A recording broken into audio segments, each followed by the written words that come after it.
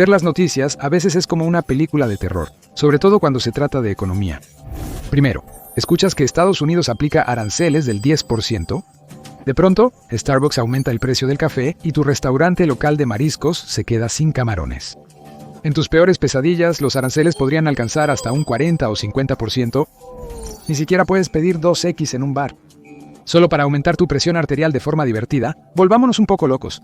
¿Qué pasaría si los Estados Unidos impusieran aranceles del 100% al resto del mundo? ¿Inauguraría una nueva era de independencia estadounidense y prosperidad económica? ¿O nos enviaría a todos más en la dirección de los juegos del hambre o la purga?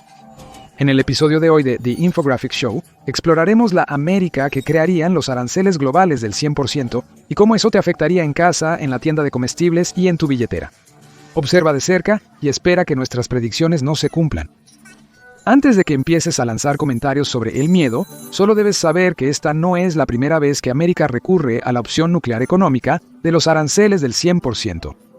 En 1987, Estados Unidos presionó por primera vez el gran botón rojo contra el mercado automotriz japonés.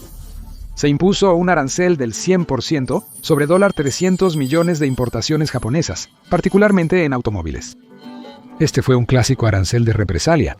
Discutiremos eso luego, tras el descontento de Estados Unidos con Japón en un acuerdo comercial de semiconductores de 1986. Volvió a ocurrir en 1993, poco después de la formación de la UE. La UE impuso un arancel a las bananas latinoamericanas para favorecer a los productores de África y el Caribe. Esta decisión fue impopular en Estados Unidos porque la mayoría de las bananeras en Latinoamérica pertenecían a empresas estadounidenses debido a turbias tácticas de la CIA. Estados Unidos afirmó que los aranceles de la UE violaban los principios del libre mercado y presentó una queja ante la Organización Mundial del Comercio. Para enfatizar el punto, Estados Unidos impuso otro arancel de represalia contra muchas importaciones de la UE, desde el brie francés al cachemir escocés. En mayo de 2024, como parte de una gran cantidad de aranceles, Estados Unidos impuso otro temido arancel del 100% contra los vehículos eléctricos hechos en China. Se esperaba que esto impulsara la producción estadounidense de vehículos eléctricos. A principios de diciembre, después de las elecciones en los Estados Unidos, la nueva administración actuó rápidamente. Amenazó con aranceles del 100% contra los miembros de las naciones Brasil, Rusia, India, China, Sudáfrica, Brasil, Rusia, India, China, Sudáfrica, Irán, Egipto, los Emiratos Árabes Unidos y Etiopía, si intentaban alejar la moneda global del dólar. Estos son todos ejemplos aislados de aranceles del 100% utilizados por los Estados Unidos y nos dan un punto de partida para explorar el escenario de hoy. Pero quizás necesites un breve repaso. La mayoría de las personas no explicarán qué son los aranceles o que hay dos tipos diferentes de ellos. Todo esto realmente importa para que entiendas lo que sucede a continuación. Los aranceles son impuestos adicionales que el gobierno aplica a las importaciones de otros países. Esos costos no los paga el otro país. Es un malentendido frecuente. En realidad, los pagan las personas o empresas en los Estados Unidos que están organizando las importaciones. Si Target está importando tomates de agricultores en México y hay aranceles sobre los productos mexicanos, será Target quien pague extra. ¿Todavía con nosotros? Bien. Es crucial saber que hay dos tipos de aranceles, especialmente cuando se habla de los porcentajes mencionados. Aranceles específicos o fijos y ad valorem. Los aranceles específicos son un impuesto fijo sobre las importaciones independiente de la cantidad introducida. Toma esos tomates de antes, ese arancel podría ser teóricamente $1,000 por envío de tomates. Pero mucho más importantes son los aranceles ad valorem, eso es latín para según el valor. Estos cargos se calculan como un porcentaje del valor del producto.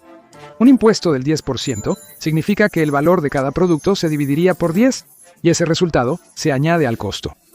Los aranceles ad valorem pueden aplicarse a productos específicos como automóviles, cerveza o agrícolas, o como un arancel general a todos los productos provenientes de un país. Con los aranceles ad valorem, mientras más productos importes, más costosos serán y más pagarás para traerlos al país. Y bajo el temido arancel, cualquiera que importe bienes efectivamente, literalmente estaría pagando el doble por los bienes que importa. Y eso es un incentivo bastante grande en contra de hacerlo. Es evidente que los aranceles a los Estados Unidos afectarán los bienes importados que terminan en tu refrigerador, gabinetes, computadoras o garajes. Y ya que la comida es el producto más esencial, comencemos por ahí. ¿Listo para ir al supermercado? Casi el 20% de los alimentos consumidos en Estados Unidos son importados y la cifra sigue creciendo. En los primeros 11 meses de 2022, los estadounidenses gastaron casi un 20% más en alimentos importados que el año anterior, acumulando un total de $182.000 millones. Entre 2007 y 2021, la participación de productos importados aumentó del 50% al 60% para las frutas y del 20% al 38% para las verduras, excluyendo papas, batatas y hongos. Con aranceles globales del 100%, hay dos escenarios posibles. O bien las tiendas de comestibles te pasarán el doble de los costos, haciendo que ciertos productos sean prohibitivamente caros, o reducirán drásticamente las importaciones, o las detendrán por completo, lo que significa que ciertos bienes desaparecerán de los estantes durante grandes partes del año, tal como lo experimentaron los británicos después de las interrupciones de la cadena de suministro post-Brexit. El Reino Unido tiene una población de solo 68 millones. ¿Podría un país económicamente aislacionista con 346 millones de habitantes proporcionar el suministro para satisfacer la demanda? Así que seamos prácticos y averigüémoslo. ¿En qué productos sentirás la presión? Tal vez te guste comenzar tu mañana con una fuente deliciosa y saludable de alrededor del 80% de chistes sobre millennials. Tostada de aguacate. Ahora, hay mucho que amar sobre los aguacates.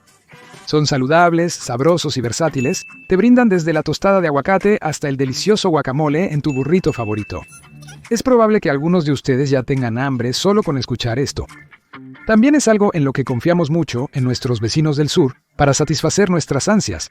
Estados Unidos compra el 86% de los aguacates que México exporta. Aunque puedes cultivar aguacates en algunas partes de Estados Unidos, como California, es mucho más difícil que en el sur. Los Estados Unidos importa de 2.1 a 3.6 mil millones de dólares en aguacates cada año, el 16.7% del total de frutas importadas de América, que llenan muchas rebanadas de pan tostado y burritos, y es la mayor proporción de frutas importadas en el país. ¿Pero un aumento arancelario haría que este cremoso oro verde desaparezca para siempre de los estantes estadounidenses? Afortunadamente no, pero afectaría considerablemente el precio y la disponibilidad. Los aguacates de California serían más escasos que los mexicanos, lo que aumentaría la demanda y el precio, según las leyes del comercio. Además, tendrías que prescindir de tu deliciosa necesidad de aguacate durante el invierno. En Estados Unidos, la temporada de aguacates es de febrero a septiembre, y un aguacate maduro se echa a perder en menos de una semana. Bajo aranceles de importación del 100%, tendrías que tolerar burritos secos y tostadas simples desde octubre hasta finales de enero cada año. Y la temporada de aguacates en México es todo el año, por lo que tu antojo puede ser satisfecho para siempre por los que México exporta al norte.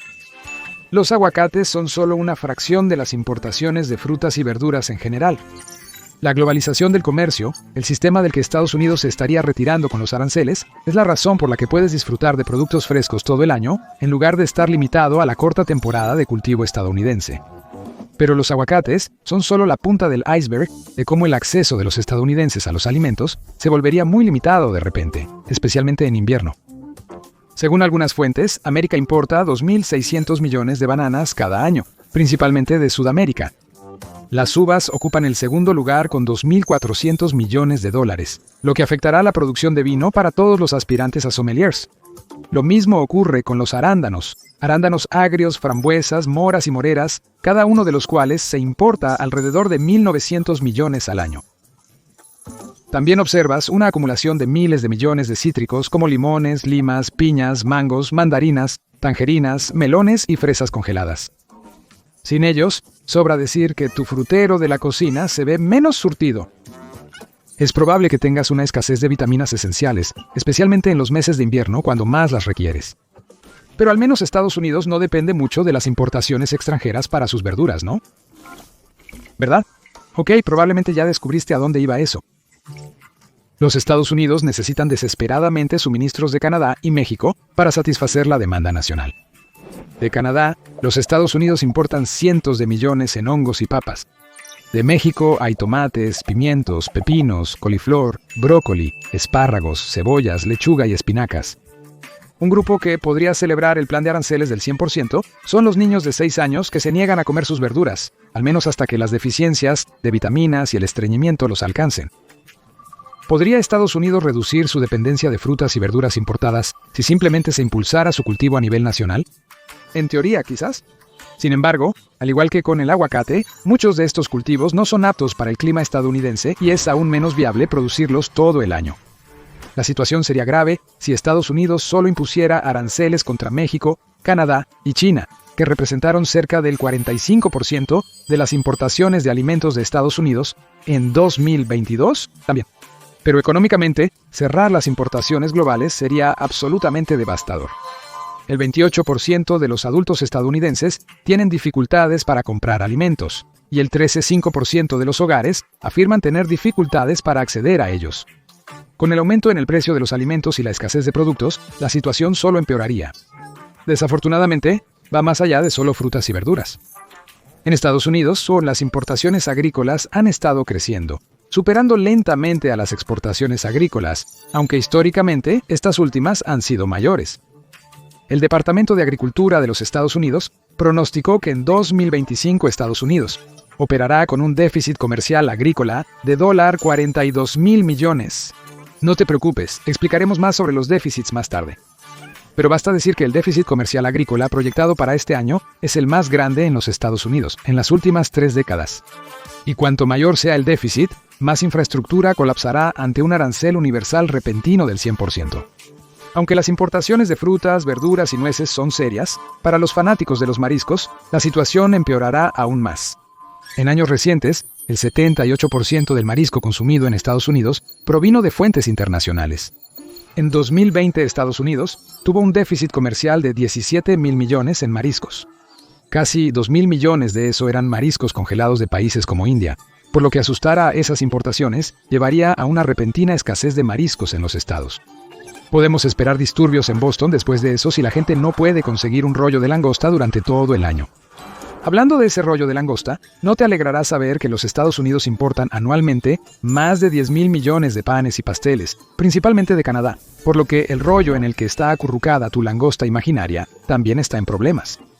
Canadá complementa los suministros de carne de res fresca, mientras que Australia complementa la carne de res congelada. Si todo este presagio económico te está dando sed, podrías preguntarte, ¿qué pasa con las bebidas? Si estás sobrio y prefieres agua o refresco, estarás bien. Si prefieres bebidas más fuertes, te inquietará saber que Estados Unidos importa alrededor de $6,000 millones en cerveza. Eso se suma a los $5,000 millones de licor y cordial, y más de 2,000 millones de agua saborizada, todo principalmente de México. Miles de millones de dólares en vino, espumoso o no, así como brandy y vodka, provienen en gran medida de naciones europeas como Francia. ¿Y qué hay de la bebida favorita de todos en América? Café. Los únicos lugares en Estados Unidos donde se puede cultivar comercialmente son California, Hawái y Puerto Rico. Para satisfacer las demandas de una población adicta al café, Estados Unidos importó casi $1,500 millones en café en 2023, principalmente de Brasil. No sabemos acerca de ti, pero la idea de incluso una semana de Estados Unidos sin café es algo aterrador. ¿Cómo sobrevivirían las personas? Además están los costos del combustible. Gran parte de la ansiedad mundial actual se debe a los precios en la gasolinera. Pero en un mundo con un 100% de aranceles, empeora mucho más. En 2023 Estados Unidos importó 8,5 millones de barriles de petróleo, y no nos referimos a cifras anuales. Esa es la cantidad que se importó por día ese año. El petróleo es una de las cosas positivas en las que Estados Unidos tiene un superávit comercial, pero los consumidores e infraestructura quedarían incapacitados por la pérdida de estas importaciones. ¿Qué sucede con otros productos y bienes industriales? Estados Unidos también depende mucho de las importaciones en este aspecto. A partir de 2019, estábamos viendo 54,6 mil millones en productos químicos orgánicos y 60,8 mil millones en gemas y metales preciosos. También hubo 61,9 mil millones en plásticos, 72,1 mil millones en muebles, iluminación y señales, 93,4 mil millones en equipos y suministros médicos y 116,3 mil millones en productos farmacéuticos. Eso es antes de mencionar los 306,7 mil millones en vehículos y automóviles, 367,1 mil millones en maquinaria eléctrica y 386,7 mil millones en maquinaria en general, incluyendo computadoras y hardware. Con todo incluido, Estados Unidos tiene un déficit comercial de $600,000 millones. Imagina el vacío que dejaría si esas relaciones comerciales equilibradas colapsaran por un arancel repentino del 100%. Resulta bastante inquietante. Hagamos una pausa del caótico escenario en Estados Unidos que estos aranceles generarían. No te preocupes, volveremos allí pronto. Veamos por qué un gobierno como el de Estados Unidos aplica aranceles. Una de las grandes razones es, por supuesto, la represalia. Imponer aranceles a los productos de un país, ya sea aliado o enemigo, es una forma de castigarlo sin llegar a sanciones extremas. Esto se observó con los aranceles a las importaciones japonesas a fines de los 80 y a las de la UE a principios de los 90, pero esto es una espada de doble filo. No es seguro que quienes reciben los aranceles no los impongan a su vez, lo que podría desencadenar una guerra comercial en aumento. Y entraremos en cómo exactamente una guerra comercial afectaría a la última América económicamente aislacionista más tarde. Pero basta con decir, no sería bonito. Manténganse al tanto de eso. Por supuesto, otra buena razón para instituir aranceles, en teoría, es para complementar los ingresos fiscales. Antes de la introducción del impuesto federal sobre la renta en 1913, los aranceles representaban hasta el 95% de los ingresos fiscales para los Estados Unidos. Gobierno. Mientras que la participación en los ingresos de los Estados Unidos. Aunque la recaudación arancelaria ha disminuido con el tiempo, un país con problemas de liquidez podría considerar aranceles más altos para reducir su déficit comercial. Y en caso de que te lo estuvieras preguntando, los déficits comerciales ocurren cuando importas más de un país de lo que exportas a ellos. En ciertos casos, un déficit comercial puede dar al otro país una ventaja económica, lo cual no es ideal. Pero el motivo principal para implementar aranceles es proteger la industria y manufactura estadounidense. Este fue el caso para el arancel del 100% en 2024 sobre los vehículos eléctricos chinos. El objetivo era evitar que esas importaciones socavaran la fabricación nacional de vehículos eléctricos. Es una verdad universal que las grandes empresas cotizadas deben mantener altas sus ganancias por deber fiduciario. Una parte clave de esa búsqueda interminable es mantener los costos bajos, a menudo obteniendo materiales y mano de obra más baratos del extranjero. Una forma de que un gobierno los convenza suavemente de lo contrario es alterar sus incentivos económicos. Si una empresa de ropa o de teléfonos está fabricando sus productos con mano de obra extranjera barata y, a menudo, seamos realistas, éticamente cuestionable, agregar aranceles a estos hace que esta elección sea mucho más costosa. Idealmente, las empresas recurrirán a fuentes nacionales ahora relativamente asequibles para reducir sus costos generales. Es como usar la codicia corporativa para el bien por una vez. Pero los planes mejor trazados a menudo salen mal, y como pronto descubrirás, los aranceles creados para proteger la industria estadounidense a veces pueden terminar haciendo exactamente lo contrario. Como se mencionó, una de las principales razones de Estados Unidos para imponer aranceles es la represalia, aplicando presión económica para obtener los resultados deseados en disputas geopolíticas. Pero esto funciona en ambos sentidos. Cuando Estados Unidos amenazó a Canadá, México y China con altos aranceles a inicios de febrero de 2025 los Estados Unidos, fue recibido con represalias inmediatas. Canadá impuso aranceles del 25% a diversos productos estadounidenses, bienes, desde maquillaje hasta bebidas, asestando un golpe de unos $20,000 millones a las exportaciones estadounidenses. Como se esperaba, estos aranceles pronto se pausaron. Pero seamos realistas, las guerras comerciales de represalias no acabarían ahí. Si Estados Unidos impusiera un arancel universal del 100%, la escalada sería inevitable. La historia económica y militar nos ha enseñado que luchar muchas batallas simultáneamente reduce las posibilidades de victoria. Si Estados Unidos impusiera un arancel universal del 100%, se convertiría de inmediato en una nación ermitaña. Su red de importación colapsaría repentinamente. Pero eso es solo la mitad de la historia. Las exportaciones clave de Estados Unidos enfrentarían una avalancha de aranceles de represalia, eliminándolas en una espiral de guerra comercial. A partir de 2023, los Estados Unidos estaba exportando $323,000 millones en combustibles minerales, petróleo y productos de destilación. La segunda exportación más alta fue maquinaria, reactores nucleares y calderas, con $233,000 millones por año. El equipo eléctrico y electrónico representa más de $200,000 millones, mientras que los vehículos, aeronaves y naves espaciales combinados representan un poco menos de $300,000 millones. Estas son las industrias en las que Estados Unidos sobresale actualmente, pero no es el único país en hacerlo. Arabia Saudita, Rusia y Canadá lideran la exportación de petróleo, mientras que China es el mayor exportador de electrónicos y automóviles. Aunque Estados Unidos es el mayor exportador de aviones, los compradores no se quedarían sin opciones. Francia, Alemania, Reino Unido y Canadá podrían intervenir para llenar el vacío. Y eso es solo el comienzo. Equipo médico, fármacos, plásticos, químicos orgánicos y alimentos. Una a una, las exportaciones clave de América hallarían nuevos proveedores. Entonces, ¿por qué Estados Unidos alejaría a sus principales socios comerciales potencialmente en detrimento propio? Solo podemos esperar que nuestra extraña y pequeña predicción de un arancel universal del 100% jamás se haga realidad. ¿Un arancel universal del 100% fortalecería a Estados Unidos o provocaría un colapso económico? ¿Pagarías más por productos fabricados en América? Deja tus pensamientos en los comentarios.